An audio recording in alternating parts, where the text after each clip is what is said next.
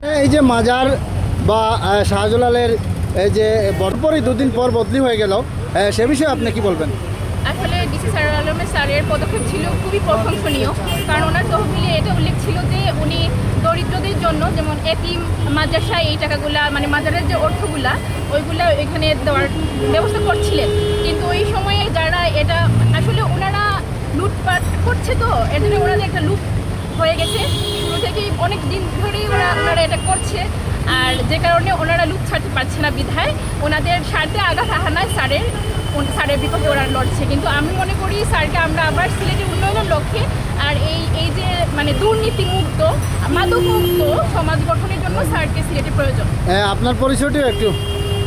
আমার নাম স্মৃতি। যে বিষয়টি আসছে, আপনি কি দাবি জানাচ্ছেন এই বৃষ্টিবি যে আপনি এখানে উপস্থিত হয়েছেন? আমি দাবি জানাচ্ছি বাবা শাহজালালের চরণধুলি তাজিম করিয়া আমি জানাই, বাবা শাহজালালের যে কাজগুলা দিছি সরারে করছেন, আমরা মনে করি আমরা ছেলের মতো সূক্ষ্ম জ্ঞানে এই কাজগুলা করছেন। এই কাজগুলা করায় যারা বাটফার ঠক ঢাকা নসিন্দি জাকির হোসেন বাটফার এইটা করে। আমি পীর শাহ সুফি সৈয়দ আব্দুল লতিফ চিস্তি নিজামে জালালাবাদী সাহেবের নাতির আমার ভাই সৈয়দ গুলাম মোস্তফা লাল শাহ, উনি স্বেচ্ছাসেবী সংগঠন আসলা এটারে বার করিয়া দিবা লাগি বহুত চেষ্টা করছেন। তাইনু ইসলা ঢাকার যে জাকির খালাফাটা হারামজাদা খালা পাঞ্জাবি বিন্দে মাতিছে শুয়োরের বাচ্চা, এ বহুত খেতি করেন। আমরা লতিফনগর গিয়েও বহুত খেতি করছি, আমি বার করিয়া দিছি তারে বেটি বাজিত পাইয়া। এই যে বাসন দিছে খালাফাটা জাকির, এমন কোনো টপিক নাই, আমার সব জানা আছে। আমি চাই ডিসি সরোয়ার আবার সিলেট আইতা আবার থাকতা, মন্ত্রীর কাছে আমার আবেদন যেভাবে হোক ডিসি সরোয়ারে আনতা, বালা মানুষের এখানে আনতা চাই না, বালা মানুষের বালা করলে এখানে। সেটা কি ভালো করেছেন নাকি খারাপ করেছেন? সেটা অনেক ভালো করছেন। অবশ্যই এটা কিতা জনগণের টাকা পয়সা আল্লাহর রাস্তে লিল্লা দে, বাবা শাহজালালে দে, বাবা শাহজালালের রাস্তে দে, তার মানত করিয়া দে। এই মানতগুলা যে তুমি একজনে বইয়া বইয়া খাইবা পেট মোটা করি, এটা তো কোনো কথা নাই। এগুলা গরিব গরবাই খাইতো, মসজিদও যাইতো, মাদ্রাসা যাইতো। যদি আপনার একটু বক্তব্য। প্রশ্নটা হচ্ছে কি, আপনি শাহজালাল মাজারের যে বিষয়টা নিয়ে এটা মন্তব্য করার বিষয়টা হচ্ছে, আপনি দেখেন গত 700 বছর থেকে যেভাবে মানে ব্যাগের দান বলেন, আপনার দান বক্সের দান বলেন, প্রত্যেকটা ওনাদের নিজেদের পকেটেই কিন্তু চলে যায়। এদের এই টাকার নির্দিষ্ট কোনো হিসাব নাই, নির্দিষ্ট কোনো আপনি তাদের কোনো খাতাই ব্যবহার করে না। অ্যাকাউন্টসে 2 লক্ষ টাকা পড়ে আছে, এটা চিন্তা করেন, একটা মাজারে প্রতিদিন লক্ষ লক্ষ টাকা উঠে, সেই টাকা কোথায় যায়? এরা যে 300 জনের বাগবাটুরা করে নেয়, এরা মালিকানা যে দাবিদার, এরা কীভাবে মালিক হলো? প্রথম প্রশ্ন আমার এটা। সাধারণ মানুষের কাছে আমার 2টা প্রশ্ন রাখবো। প্রথম প্রশ্ন হচ্ছে এরা কীভাবে মালিকানা দাবি করে? দ্বিতীয়ত হচ্ছে গিয়ে শাহজালাল সাহেবের কোনো বংশধর নাই, কারণ ওনারা বিবাহ করেন নাই। শাহফরান সাহেব বিবাহ করেন নাই, ওনাদের কোনো বংশধর নাই। তাহলে ওনারা বংশধর, এইটা সম্পত্তির মালিক ওনারা কীভাবে দাবি করেন? এটাও আমার একটা প্রশ্ন থাকবে। দ্বিতীয়ত বিষয় হচ্ছে, আপনারা দেখেন সিলেটের এই ডিসি সারওয়ার আলম, উনি কিন্তু এই সিলেটকে যেভাবে পরিবর্তন করতে চেয়েছিলেন, একটা নতুন অঙ্গীকার নিয়ে কাজ করা শুরু করেছিলেন। আপনি দেখেন সাদা পাথরে পাথর লুট হয়েছে, পাথরগুলো ফিরিয়ে দিয়েছে এই ডিসি সারওয়ার আলম।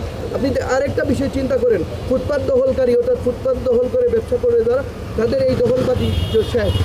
আরেকটা বিষয় হচ্ছে, আপনি টিকেটে কালোবাজারি, আপনি রেল স্টেশনে গেলে এটাও সমাধান পেয়ে গেছেন যে এই ডিসির কারণেই কিন্তু টিকিট সিন্ডিকেট মুক্ত ছিলেন।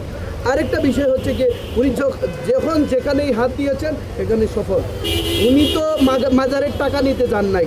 ডিসি সারওয়ার আলম মূলত উনি মাজারের টাকার সঠিক হিসাব এবং স্বচ্ছতা জন্য কিন্তু উনি সিলগালা করেছেন। মাজার কমিটির সাথে মিটিং করে বসে কিন্তু সিদ্ধান্ত নিয়ে সেগুলো করেছেন।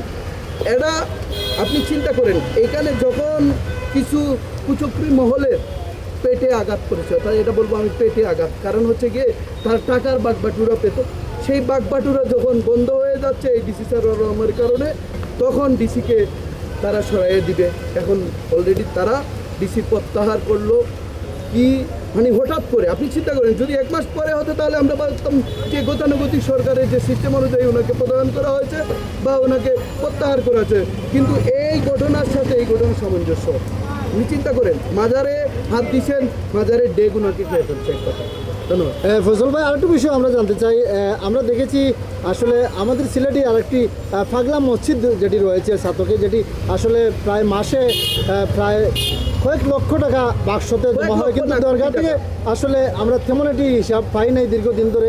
সে বিষয়ে আপনি কি বলবেন? আপনি শুধু পাগলা মসজিদ না, আপনি গুলাবশাহ মাজারে যান, গুলাবশাহ মাজারের টাকাও সরকারি, এই হিসাব নিকাশ রক্ষণাবেক্ষণের দায়িত্ব রয়েছে। আপনি পাগলা মসজিদে যান, আর দেশের বিভিন্ন জায়গায় মাজার রয়েছে, শুধু শাহজালাল সাহেবের মাজার না, শাহজালাল সাহেবের যে সাথে 360 আউলিয়ার কিন্তু মাজার রয়েছে বিভিন্ন জায়গায় ছড়িয়ে ছিটে। প্রত্যেকটা জায়গার হিসাব নিকাশের স্বচ্ছতা আছে, কিন্তু 360 আউলিয়ার সবার উপরে যে আউলিয়া শাহজালাল সাহেব এর কোনো হিসাব নাই। ওনারা বাগবাটোরা এমন পর্যায়ে নিয়ে গেছে যে ওরা মিল্লা জিল্লা খাচ্ছে বাগবাটোরা করে। ফজল ভাই আরেকটি বিষয় আমরা এখানে দেখতে পাচ্ছি, একজন মোটাকুরা সামন সাহেব, আসলে উনি কি দরকার আসলে আপনার কাছে? আচ্ছা, উনি একসময় শুনতাম উনি মাজারে আসে কাজ করতেন, মাজারের বিভিন্ন কিছু দেখভালের দায়িত্ব নিয়েছেন এরকম। উনি একজন সাধারণ কেরানি থেকে 1000 কোটি টাকার মালিক বনে যাওয়া শামু। সেই শামু কিভাবে এত টাকা, ওনার কি ব্যবসা আছে? ওনার ছেলে লন্ডন আমেরিকা পড়ালেখা করাচ্ছে, ওনার মেয়ে লন্ডনে পড়ালেখা করাচ্ছে, এই টাকাটা আসলো কোথা থেকে?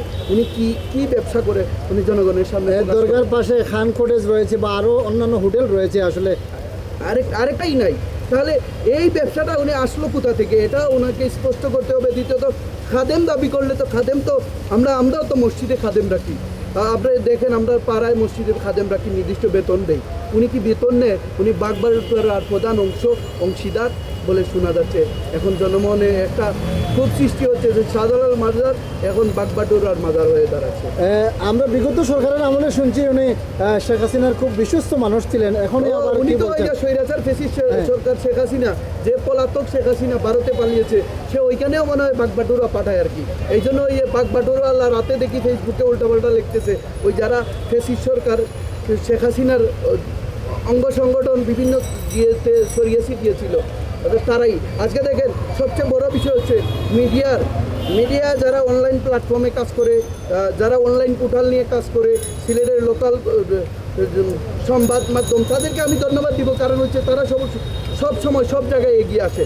কিন্তু কিছু দালাল মিডিয়া, তারা বিভিন্ন বড় মিডিয়া বলে দাবি করে, সরকারের বড় মিডিয়া বলে দাবি করে, এরা নিবন্ধিত চ্যানেল দাবি করে, কিন্তু কোথাও আমরা পাই না।